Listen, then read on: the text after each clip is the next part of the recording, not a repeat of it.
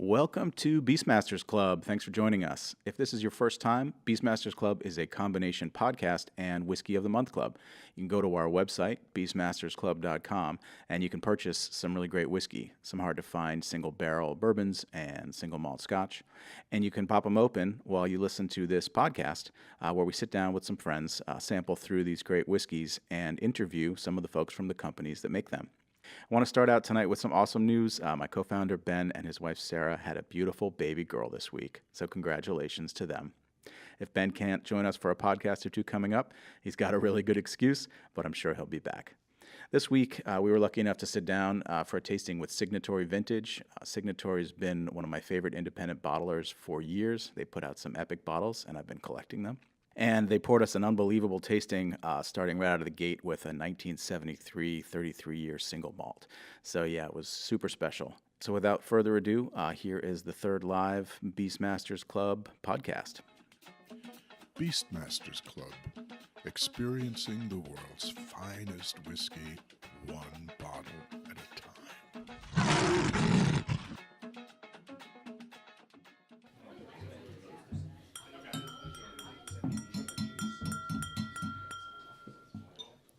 Hello, everyone. Welcome to the third BeastMasters Club tasting event. Thank you. All right. Thank you guys for coming. Just before we dive into everything, I just want to give a little shout out to Jim from Xavier Wines for hosting us here. Jim's not here with us tonight. He usually is, but he had an event to be at, but we still want to give him a big shout out. If Jim's store here specializes in natural and biodynamic wines. He also does some spirits curation. If you guys ever need any consultation on putting together some wine selections or help with your spirits portfolio and collection, definitely give Jim a call. He's an excellent guy. Look him up at xavierwines.nyc. He would love to hear from you and would appreciate your patronage. And he's sort of the godfather of the BeastMasters Club in a way, and hosts us here very generously. Yeah, exactly. So we just want to give it up for Jim. Otherwise, we have a really special tasting setup for you guys tonight, obviously featuring Signatory Vintage. We think you guys are in for a real treat, and sit back, relax, and enjoy the tasting. Yeah. So thanks everybody for coming. This is Ben Paluba. He's my co-founder. I'm Steve Zeller. Welcome everybody. And then we have Tricia Chimento from representing Signatory tonight. So thanks for being with us, Tricia. Pleasure to be here. Signatory is dear to my heart. It's one of my favorite independent bottlers. We're going to talk a little bit about what that means, but I have been drinking their stuff for many years, and I'm extremely excited. This is a very rare and amazing lineup of whiskeys that you guys are sharing with us tonight. So our new rule is we have to start with the first whiskey so everybody can drink while they listen to us blabber on. So Trish, tell us what the first whiskey is, if you wouldn't mind. So the first whiskey that we have is a Cask Strength Craig Duff. It is a 33-year-old whiskey. It's from the Highlands, Speyside. It's quite unusual because it was done as an experimental peated malt, and I think when you nose it, you'll pick that up right away. But Craig Duff was done in 1957 in a distillery in Glenkeith. Mm-hmm. So cool. Well, this is like a really interesting cask. I'm guessing most people have not tasted this before. Like Trish said, it's experimental. It's a non-Ila distillery doing a peated malt that's been aged in a sherry cask. It's super old. I don't know how many tastings start with a 73. So this is, we're kicking off on the right notch here. Yeah, we're diving in on the big side. Yeah. We're not building up. We're throwing you right into the deep end of the pool. I mean, while people sip on this, just tell us a little bit about Signatory. What's the company about? Give us a little background. Absolutely. So why Signatory? Why an independent bottler? In the simplest form, what you're tasting is Scotch in its most natural state. The easy way to describe it is a single malt from a single distillery, from a single distillation, because usually the casks are done in different batches that they purchase, and a single cask. So on all the Signatory bottlings, you will find all the pertinent information. the cask number, how it was aged, when it was bottled, the alcohol content. There are 3 different ranges within the Signatory line. The first is the 86 proof series. The second is the Unchillfiltered, and the third is the Cask Strength series. When Andrew Symington, the owner of Signatory, sources casks and he tastes them, he's really looking at the alcohol strength of the cask. So anything below 100 proof typically goes into the 86 series, which is typically chill filtered. Unchill filtered is a process that keeps all the fats and the oils within the whiskey, so where you're getting all the flavor really comes through. Great. I love this one. I mean, it's just so unique. It's not overpoweringly smoky. It's got just a kind of a hint of peat and smoke in there, a nice kind of sherry, sweet berry taste to it, and just such an interesting profile. We have one of our members, Game On, here, who I know is a fan of this whiskey. Do you want to give us a tasting note or two here?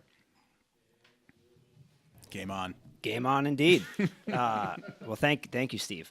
You and I have tasted this together once or twice before, and you sort of took the words right out of my mouth. I mean, it's so interesting, the combination of the peatedness on the front and the roundness and the sweetness of the sherry in the back. It's a delight every time. For those of you who can't actually see it, the color is this beautiful golden hue. It almost reminds me of like this is off topic, but like an aged Sauterne or something. It's this gorgeous. It's like some kind of Manuka honey or some weird thing like exactly. that, So it's a real pleasure every single time. Great. Yeah. I definitely get a little bit of like almost like a chocolate cherry chocolate or something in this. It's really cool because the berry flavors sort of meld with a smoky, woody, chocolatey action in here, and it's really, I guess the age is soaking up that cask, and it's a good result. It's a total stumper, too. If you poured this for me, I would have no idea what this is at all. Like, you'd never be able to figure it out. The palate, the nose is like really soft on the smoke. You'd never guess that it was something that was a heavily peated experiment. But then as soon as you get it on the palate, the smoke comes through. But it's almost like this burnt tar, like when you're driving down a street that has just been paved like that day. Yeah. But like if you had a strawberry milkshake in your car at the same time, it's really cool. That's a lot of caveats So for it's- some tasting notes. It's like you just stopped at McDonald's and you got a Big Mac and a strawberry milkshake, and then you drove down a freshly tarred road. I have a very All right. expressive It's August, and you spilled your strawberry milkshake onto the tarry pavement.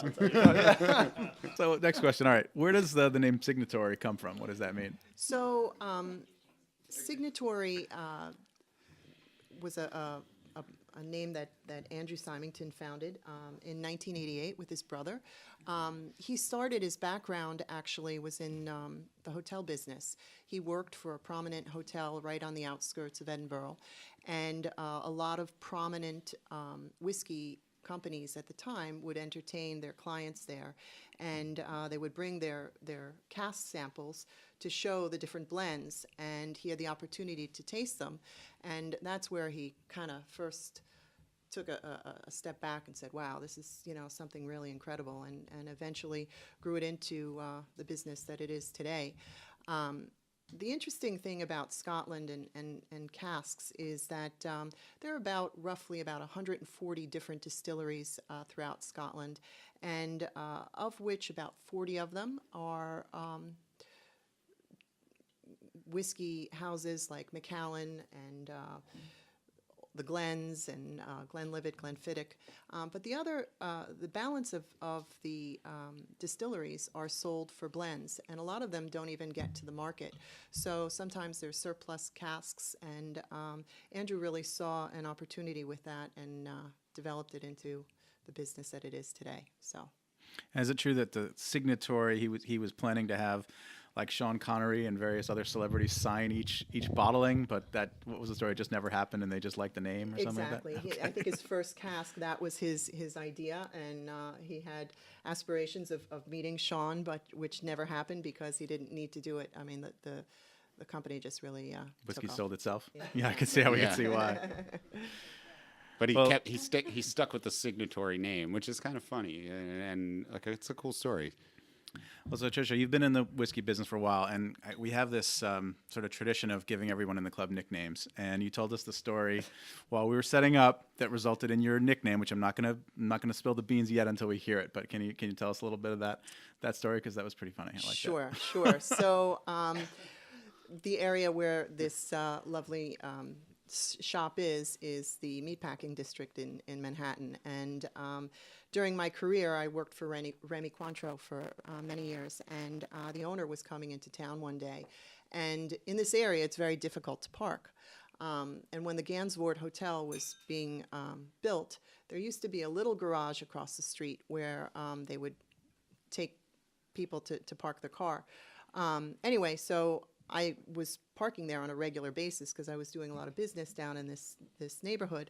Anyway, the owner of Remy was in town one day, and when she came into town, we used to have a limo and kind of take her around the city. And being the planner that I was, I thought to myself, okay, I'm going to park early in the morning, and I'm going to show up, late tonight in this area. This is where I need to be.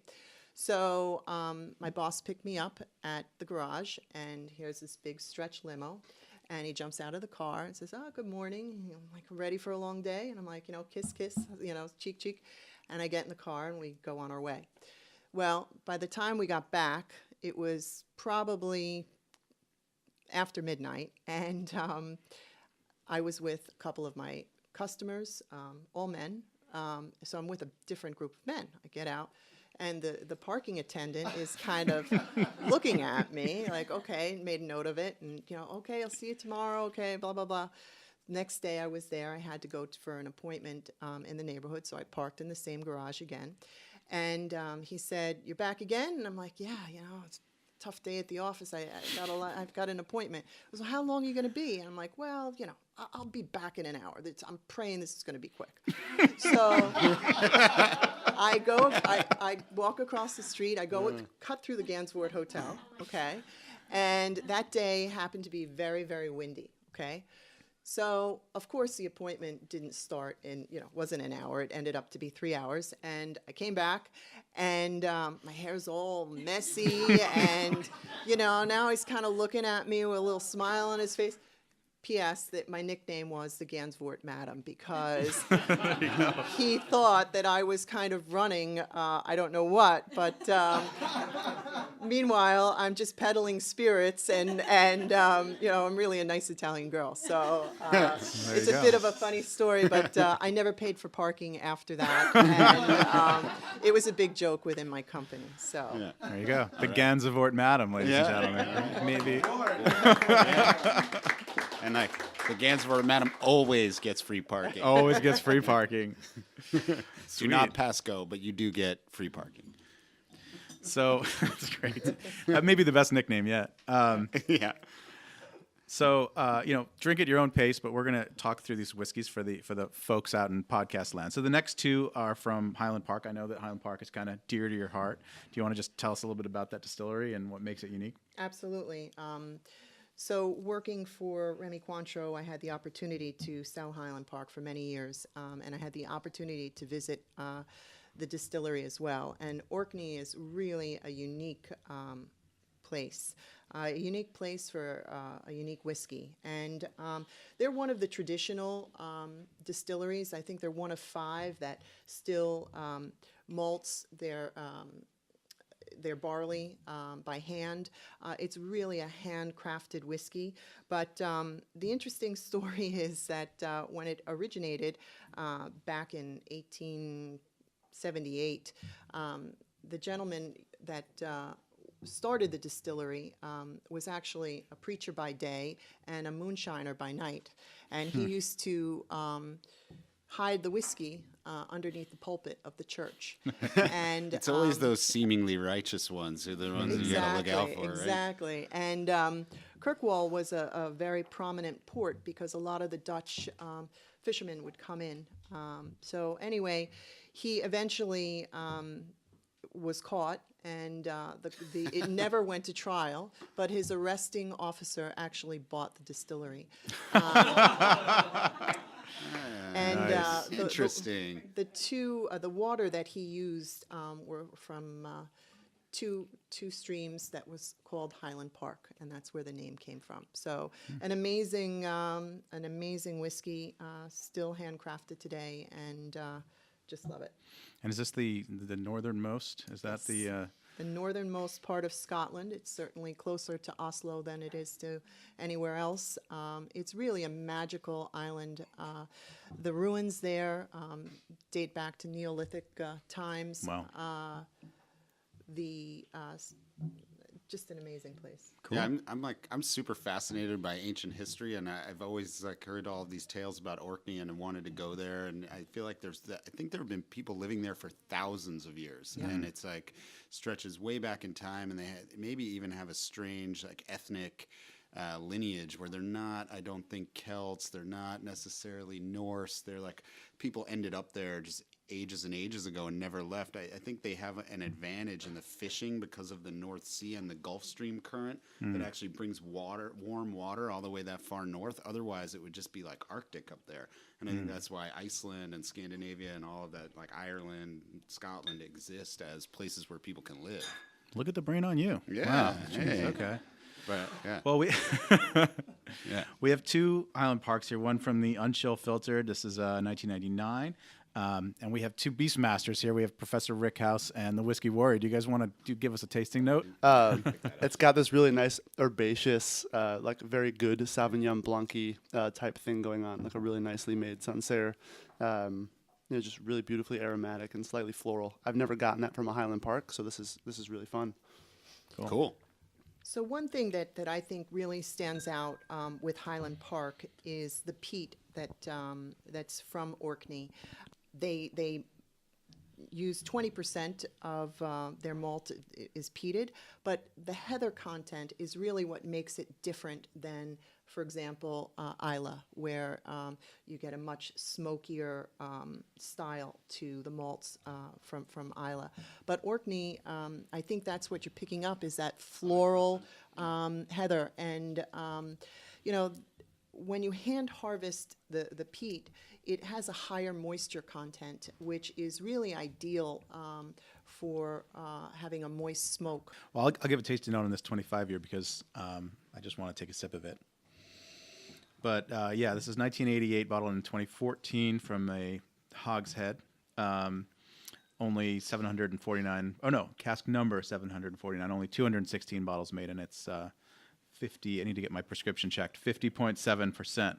I'm a big Ila guy, but this is so delicious. It's just kind of a hint of peat and just so much big, olive oil and a little pop of citrus and some peach and just so many good things coming together. This is a stellar whiskey. I'm so glad that we get to share it with the group tonight. I get that peach, Yeah. on the finish. Mm-hmm. That is good. And for those of you following along, it's got just this little kiss of smoke at the finish. It's unlike my friend the Smoky Beast, I tend to be a little intimidated by the Ila style whiskeys, and this is just the right amount of smoke, like you're sitting inside on a winter day. Well, you might want to shut your eyes for the last two, but Yeah, you're definitely gonna have some smoke monsters coming. I said intimidated. Not scared, not scared away. So tell us, what was your favorite experience, with Signatory, going through Scotland and going to these distilleries, and tell us one of your favorite moments. I can honestly say, I think my favorite is Highland Park. I can't say enough about Orkney and the distillery, the way they handcraft. I'm a traditionalist. I like old world things, and they really do handcraft their whiskey. So Cool. I'd say Highland Park would be it. Great. Cool. Well, these last two are probably right in my sweet spot. We have two Ilas. We have this Caol Ila, which is 2003. And this is the one this is sort of our BeastMasters pick tonight.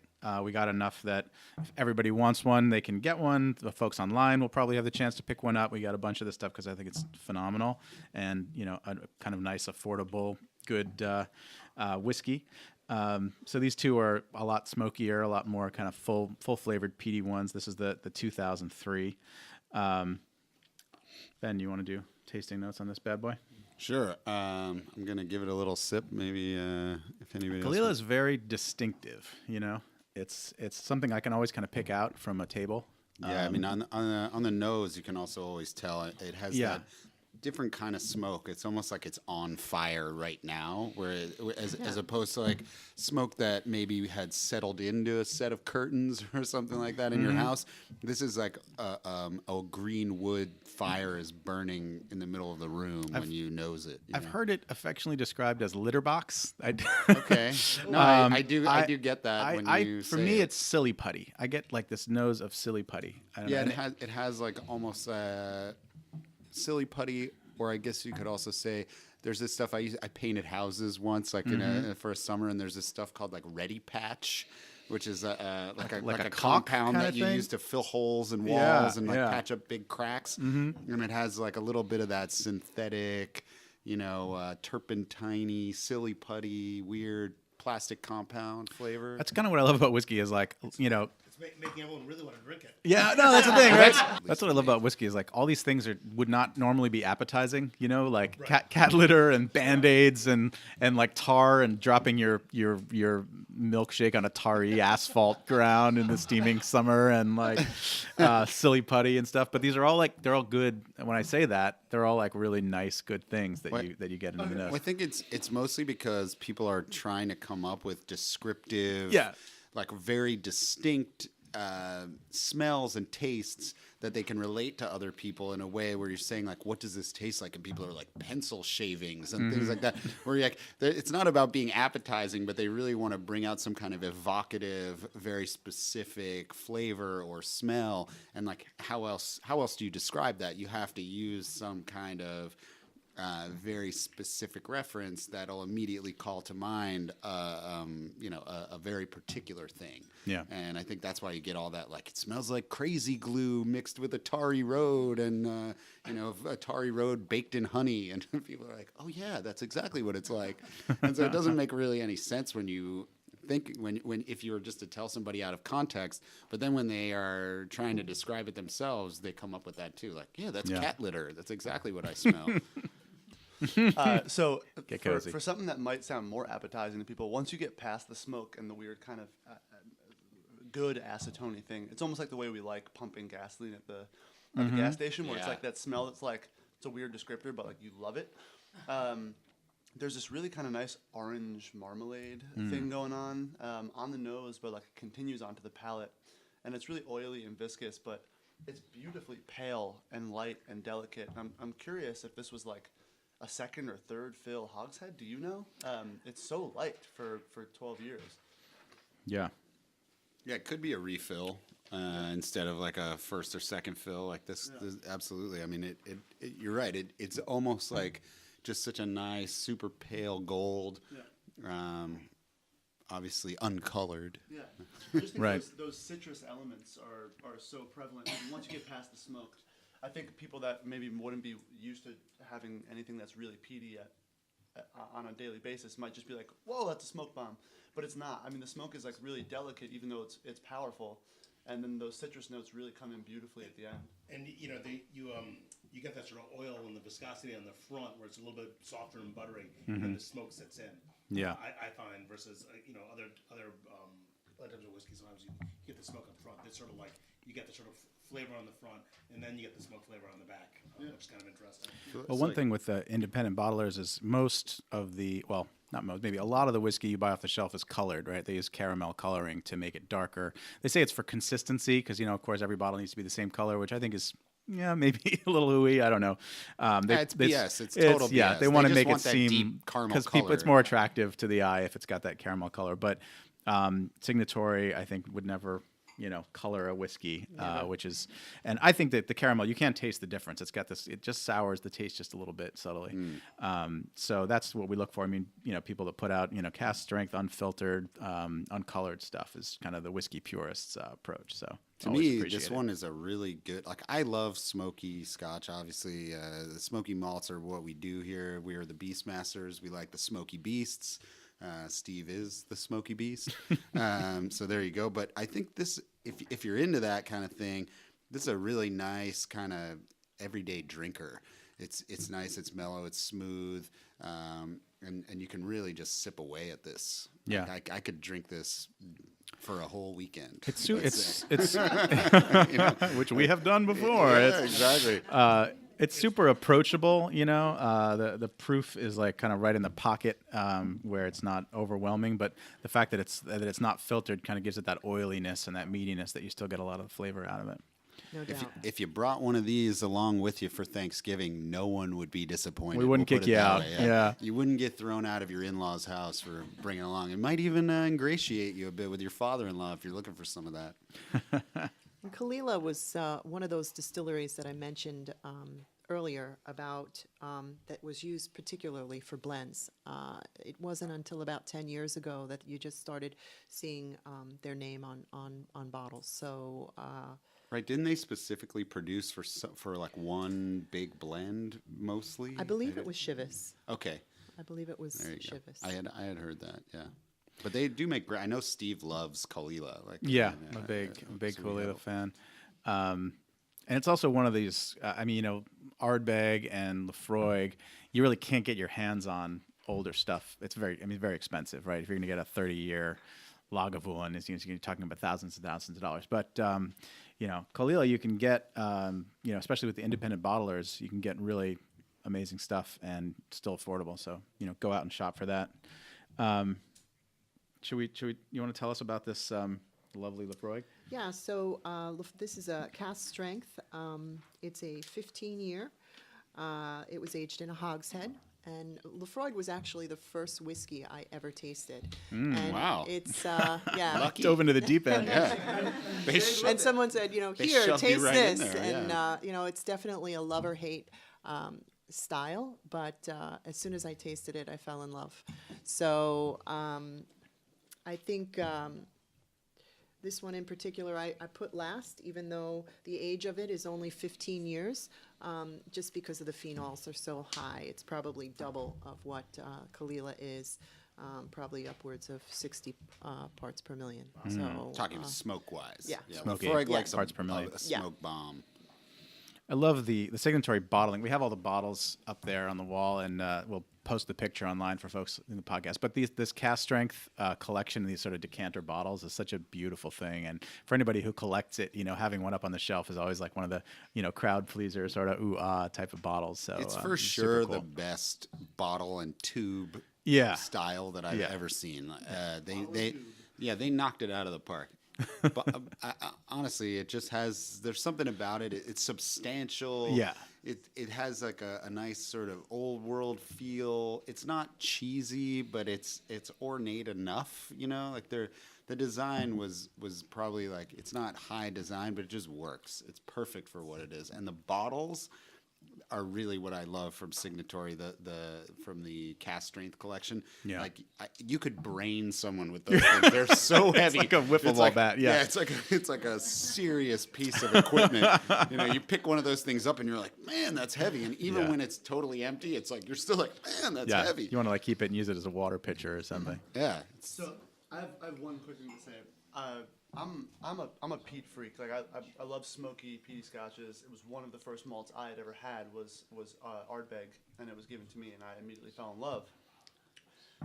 I almost exclusively do not like most of Lefroy's distillery releases, and Mr. Smoky Beast over here, he poured for me a 16-year Cask Strength sherry release, and Oh, the it was whiskey the exchange Signatory bottle. one, Yeah, and the Signatory, yeah. It blew my mind. I mean, it totally changed my mind about everything Lefroy did and pulled me in. And this is another really great barrel, really great bottling. So I think you guys should go over and talk to Lefroy and tell them what's up. I think you should pick their barrels for them.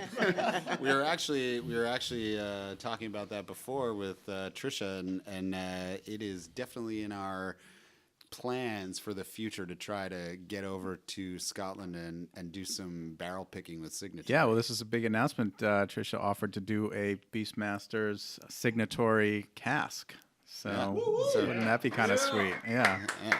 So we're So indeed. So we're we're gonna Really see exciting. how possible that is, and we will do our damnedest to get over there and do it. Yeah. But no, Jake, you're right. I mean, this particular Lefroy has that sort of preponderance of ashtray that turns some people off, but this one has just, I mean, it's got bananas in there and coconuts and palm tree stuff going on. You, It's you got smell the tropics in there. yeah, it's got palm tree stuff to get technical. Well, also, Aged in Miami. also if you think about it, this one just comparing the smoke to the Caol Ila, like we were saying, this is a little more of like that smoke that has saturated a room rather than the fire that's like a burning smoky fire right now. Right. So there's just like a slightly different quality. Smoldering Yeah. campfire that went out in the rain by the beach kind Exactly, of thing. and like yeah. soaked into your clothes. Like that's more of this Yeah. rather than the like smoky fire that's burning. Yeah. I'll stop talking about burning fires now. Well, this was a fantastic tasting. I'm tickled pink. Does anybody have any questions? I'm tickled gray. You know? It's just the way If you it didn't goes. already have a nickname, that would Tickled pink. have to immediately be Anybody have any questions for Tricia? Do we want to take a question or two? Yeah, we or- can. If anybody out here wants to Come up to the front, ask ask a anything question. or ask questions through us, please do. Fire away. Here we go, okay. How many casks a year are available, let's say in the U.S.? How many casks a year does Signatory put out? That's a great question. It really depends. We get a limited amount due to the demand. One thing that Andrew is really brilliant at is that he listens to his customers, what they're looking for, and he has very discerning tastes. He's very selective. He buys casks. There's a minimum cask that you can order. So it really depends. We get every single cask that we can that he makes available to us. So it really depends on the year and what's available. Cool. All right. Thank you so much for the Q&A session. This is fantastic. How long after you guys take possession of a cask or a barrel do you put it in the bottle? Are you buying things that you're looking to then age and that will continue to develop, or are you tending to buy things that are ready to go and put out right away? It really depends. Sometimes there are barrels that are purchased that are still laying in the warehouse of the distillery where it's purchased. So, for example, there might be some casks set aside from Macallan that are sitting in their warehouse. So it really depends. A lot of times, too, what happens with blended whiskeys is that when they buy certain casks, say Dewar's, for example, they like to buy certain lots, and they blend those lots together. So sometimes they don't use all of those casks, so maybe some extras casks that were left over from that lot might be available. We'll take those too. So it really depends. That's another thing I love about I'm a big independent bottler fan. If you see my collection at home, it's like overwhelmingly independent bottles. Is that Lagavulin has to put out a 16-year malt every year. Lefroy has to put out a 10-year malt every year. Indie bottlers, they each cask they just taste, and then when they think it's perfect, they put it out, and it's not standard. You never know quite exactly what you're going to get, but that's kind of the beauty of it. Everyone is a special thing. They get to put it in whatever kind of barrel they want. They say this one we think is going to be great in a sherry cask or a hogshead or a bourbon barrel, and then we're just going to kind of taste it, and then we're going to put it out at 13 years or 33 years or whatever. So it's just each one is a very unique, special thing, and that's always been a fun thing for me. Yeah, it's the whole magic of what they do. Folks like Signatory and Gordon MacPhail, they're really applying their own sort of spin to what these master distillers are making at all of these great distilleries. So they kind of taste through it and they figure out, according to their own plan, how to best sort of serve the spirit that they're able to get in these casks, which is a really cool thing. And if people are interested in learning a little bit more about the independent bottling, Steve wrote a great little primer article on smokybeast.com. My first that you can attempt at check out. clickbait. And then Yeah, a little bit. No, but it's a really good description of why and what single independent bottlers are really all about in the world of malts and Scotch whiskey. And if you go to smokybeast.com, or I'm sure there are references on our site, BeastMastersClub.com, you can check out Steve's little primer on that. And it's a good way to sort of ease yourself into buying scotch from independent bottlers. And we really think that it's worthwhile because you can get some unique stuff that you just don't otherwise get exposed to through the major brand expressions like Steve was talking about. They always have to put out what they have to put out, and they have to keep making that. So they're all about consistency and a product that goes same year in, year out. And if you want some variety and some interesting variation, different kind of casks and finishes, the independent bottlers provide an excellent realm that you can dive into where there's all kinds of things that you can find and expressions that just don't exist anywhere else. So you guys here we're going to pass around a sheet. You have first crack at, we have all these whiskeys available for purchase if you want them. Everybody who's listening online will get if there's anything left after this, they'll get the picks for that. So we'll pass around a sheet. But hey, how about cheers to the Gansevoort Madam for this awesome tasting? Yeah, And, Tricia, thank you for joining us. This was amazing. Thanks and for the opportunity. It's been a pleasure. We're very grateful that you came. And Thanks everybody for coming out. As Steve said, please feel free. Everything that we've tasted tonight is going to be available on the site and available here for you guys to purchase. So rock and roll. All right. All right. Yeah. Cheers, everybody. Cheers. Thank you.